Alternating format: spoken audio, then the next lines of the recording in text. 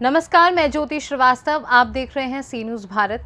खबर भिंड से है, जहां अटेर विधानसभा में तोर के पुरा में कांग्रेस की संविधान बचाओ संकल्प सभा आयोजित हुई, जहां कांग्रेस पार्टी के पूर्व मंत्री वरिष्ठ नेता सज्जन सिंह वर्मा ने जमकर सरकार पर निशाना साधा। देखिए ये रिपोर्ट। अटेर विधानसभा में कांग्रेस की संविधान बचाओ संकल्प सभा में कांग्रेस पार्टी के पूर्व मंत्री वरिष्ठ नेता सज्जन सिंह वर्मा व कांग्रेस नेता फूल सिंह बरैया और कांग्रेस के पूर्व विधायक हेमंत कटारे ने भाजपा सरकार पर जमकर निशाना साधा। नेता सज्जन सिंह वर्मा ने मणिपुर के हालातों पर प्रधानमंत्री नरेंद्र मोदी की चुप्पी पर टिप्पणी करते हुए कहा कि संविधान बचेगा तभी मणिपुर सुरक्षित होगा। आज डबल इंजन की सरकार ने प्रदेश और देश में महंगाई, बेरोजगारी को बढ़ावा देकर आमजन का जीना मुश्किल कर दिया है। अटेर की एक घटना का जिक्र करते हुए वर्मा ने कहा कि संविधान बनाकर कानून को अमली जामा पहनाने वाले बाबा साहब की मूर्ति थाने में रखी हुई है। आरएसएस के साथ मिलके बाबा साहब के अम्बेडकर के संविधान को मिटा देना चाहता है। इसलिए मिटा देना चाहता है कि ये संविधान एक दलित व्यक्ति के हाथों से लिखा गया। लेकिन याद रखना नरेंद्र मोदी साहब, शिवराज चौहान साहब, याद रखना बाबा साहेब के लिखे हुए संविधान को तुम नहीं मिटा पाओगे। नाथूराम गोडसे के विचारों को इसमें घुसेड़ नहीं पाओगे। मैं इसलिए ये बात कह रहा हूँ फूल सिंह भैया और सज्जन वर्मा, ये हस्ती मिटा दे हमारी, ये तुझमें दम नहीं। मोदी जी, शिवराज सिंह सुन लो, बाबा साहब के अनुयायी हम, उनके लिखे संविधान को तुम क्या तुम्हारे पुरखे भी आ जाए तुम मिटा नहीं पाओगे।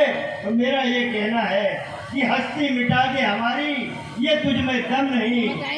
हेलो, अरे हम भी तुम्हारे बाप हैं, किसी से कम नहीं। वहीं कांग्रेस के वरिष्ठ नेता फूल सिंह बरैया ने कहा कि संविधान बचाने का एक ही मात्र उपाय है और वो है भाजपा को 2023 में प्रदेश से और 2024 में देश से बाहर का रास्ता दिखाया जाए। उन्होंने बसपा पर भी तंज कसते हुए कहा कि बसपा अब भाजपा के एजेंट के रूप में काम कर रही है। मोदी, अगर तुम सही मामा हो, तुम्हें सही तुम्हारी जो बहनें हैं, तो तुम्हारी बहनों को जो नंगा कौन घुमा रहा है? एक कायर भाई फूल सिंह बरैया कहता है हमारी बहन की तरफ अगर कंकड़ भी फेंकोगे तो तुम्हारा खोपड़ा उड़ा दिया जाएगा। और मैं आपसे कहूंगा,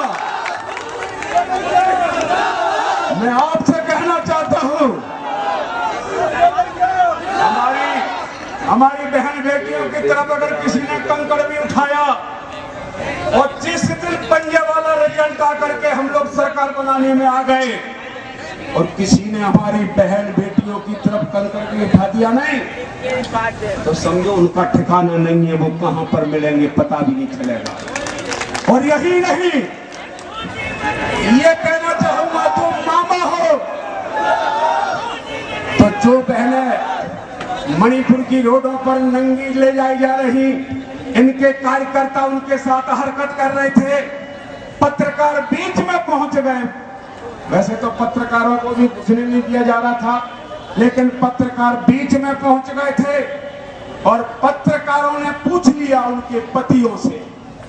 एक ऐसा पति था जो मिलिट्री से रिटायर होकर के आया, उससे कहा कि तुम मिलिट्री से रिटायर हुए हो, मैं आपसे पूछना चाहता हूं कि मिलिट्री के होने के बावजूद भी आपने अपनी बहन का, आपने अपने भाइयों के बारे में जानते हो, तो क्या आपकी पत्नी ये नंगी ले जाई जा रही है? भारतीय जनता पार्टी के लोग रोडों पर नंगा ले जा रहे हैं, हरकतें कर रहे हैं, आपने अपनी पत्नी की रक्षा क्यों नहीं की?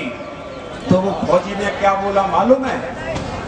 कि मैं फौजी हूं, रिटायर होकर के आया हूं, कारगिल की लड़ाई लड़ी है मैंने, कारगिल की लड़ाई में मैंने खून पसीना बहा करके मैंने देश की रक्षा की है।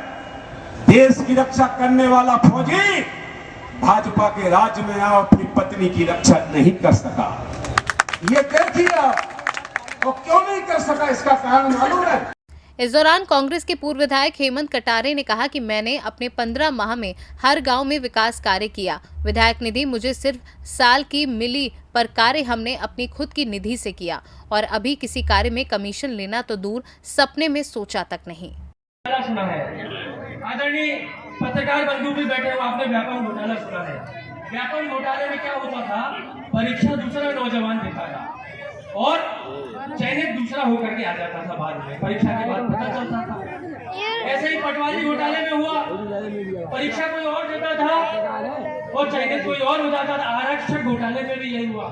हमारे अटेर में वोट किसी और को दिए और मंत्री कोई और बन के आ गया, दद्दा मंत्री बन के आ गया अटेर में, तो विधायक का ही घोटाला हो गया। अब जनता ने नामांकन फॉर्म निकाला, सब नाम ढूंढे, जहाँ दद्दा का लिखी है देवेंद्र दत्ता थोड़ी नहीं मिली। जनता परेशान थी, ये देवेंद्र दत्ता को तो वोट ही नहीं दिए, ये हमारा विधायक मंत्री कैसे बन गया, तो वोट जाओ नहीं, तो पूरा विधायक का ही घोटाला हो गया। विधायक का पूरा विधायक गायब हो गया यहाँ पे अटेर में। आप कल्पना कीजिए। तो अच्छा भैया, इनके 5,000 रुपए का दद्दा टैक्स लगा है।